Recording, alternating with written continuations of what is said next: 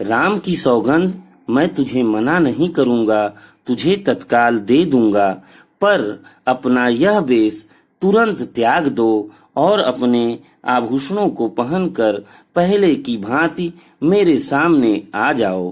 तुम्हारा यह रूप मुझसे देखा नहीं जाता। यह सुनकर और मन में राम जी की सौगंध को विचार कर मंद बुद्धि कैकई हंसती हुई उठी और गहने पहनने लगी। अपने जी में कैकई को सुहृद जानकर राजा दशरथ जी प्रेम से पुलकित होकर कहते हैं, मैं कल ही राम को युवराज पद दे रहा हूँ, इसलिए हे सुनैनी तू मंगल साज सज। यह सुनते ही उसका कठोर हृदय दहक उठा, मानो पका हुआ बल तोड़ छू गया हो, किंतु ऐसी भारी पीड़ा को भी उसने हंसकर छिपा लिया। राजा उसकी कपटपूर्ण चतुराई को नहीं समझ पा रहे हैं, क्योंकि वह कुटिलों की शिरोमणि गुरु मंथरा की पढ़ाई हुई है। यद्यपि नीत निपुण नर नाहु, नारी चरित जल निधि अवगाहु। यद्यपि राजा नीति में निपुण है, परंतु त्रिया चरित्र अथाह समुद्र है। फिर कैकई चेहरे पर कुटिल मुस्कान लाकर कहती है, हे प्रियतम, आप मांग मांग तो कहा करते हैं, पर देते लेते कुछ भी नहीं। आपने 2 वरदान देने को कहा था, उनके भी मिलने में संदेह है। राजा ने हंसकर कहा, तुमने उन वरों को फिर कभी मांगा ही नहीं, और मेरा भूलने का स्वभाव होने से मुझे भी वह प्रसंग याद ही नहीं रहा। दशरथ जी कहते हैं, रघुकुल रीति सदा चली आई, प्राण जाहु बरु बचन न जाई। रघुकुल में सदा से यही रीत चली आई है कि प्राण भले ही चले जाएं, पर बचन नहीं जाता। उस पर मेरे द्वारा श्री राम की शपथ भी मुंह से निकल आई है। इस प्रकार बात पक्की करा के दुर्बुद्धि कैकई हंसकर बोली, हे प्राण प्यारे, सुनिए, मेरे मन को भाने वाला पहला वर भरत को राज तिलक, और हे नाथ, दूसरा वर राम को तपस्वियों के वेश में 14 वर्ष का वनवास। इतना सुनते ही राजा दशरथ एकदम से अवाक हो गए। राजा का रंग बिल्कुल उड़ गया, मानो ताड़ के पेड़ को बिजली ने मारा हो। माथे पर हाथ रखकर दोनों नेत्रों को बंद कर राजा ऐसे सोच करने लगे, मानो साक्षात सोच ही शरीर धारण कर सोच कर रहा हो। महाराज दशरथ ने मन में जान लिया कि कैकेयी ने अयोध्या के उजाड़ और विपत्ति की अचल नींव डाल दी। इस तरह महाराज दशरथ को भावुक और दुखी देखकर कैकेयी अत्यंत क्रोधित होकर बोली, भरत की राउर पूत न होही, आने हो मोल बेसाही की मोही। क्या भरत आपके पुत्र नहीं है? क्या मुझे आप दाम देकर खरीद लाए हैं? क्या मैं आपकी विवाहिता पत्नी नहीं हूँ, जो मेरा वचन सुनते ही आपको बाण सा लगा? आपको वचन सोच समझ कर देना था। अगर वचन पूरा कर सकते हो तो करो, नहीं तो मना कर दो। आपने ही वचन देने को कहा था, अब भले ही ना दें। जगत में आपका ही अपयश होगा, मुझे क्या। बड़े आए थे कहने की प्राण जाए पर वचन न जाए। सोचे थे कि यह चबेना मांग लेगी। अरे राजा की पुत्री हूँ, क्या एक राज्य से कम मांगूंगी?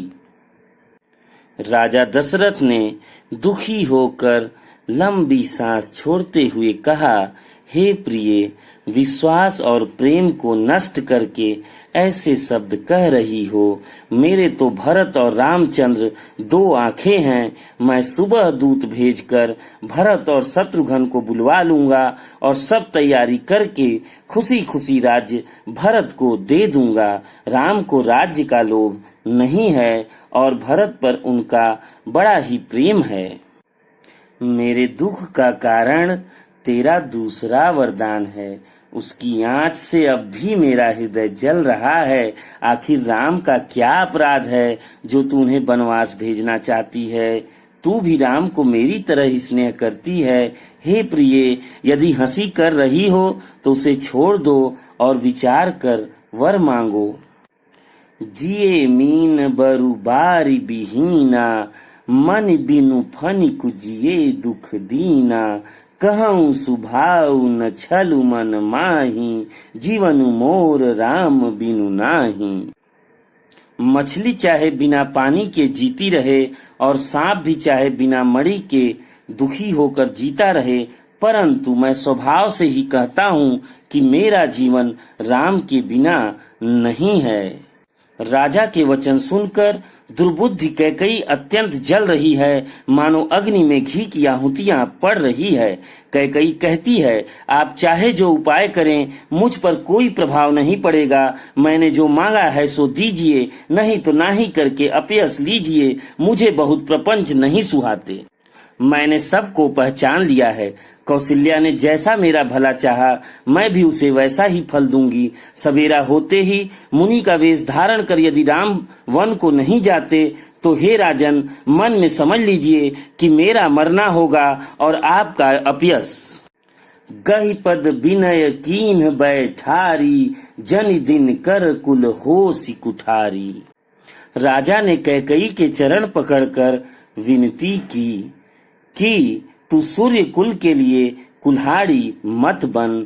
तू मेरा मस्तक मांग ले, मैं तुझे अभी दे दूं, पर राम के विरह में मुझे मत मार।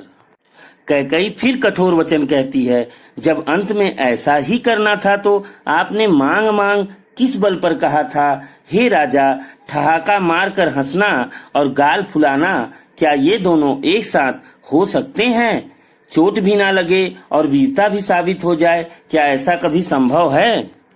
यों असहाय स्त्री की भांति रोइए पीटिए नहीं। तनु तीय तनय धामु धनु धरनी, सत्य संध कहूँ तृण सम बरनी।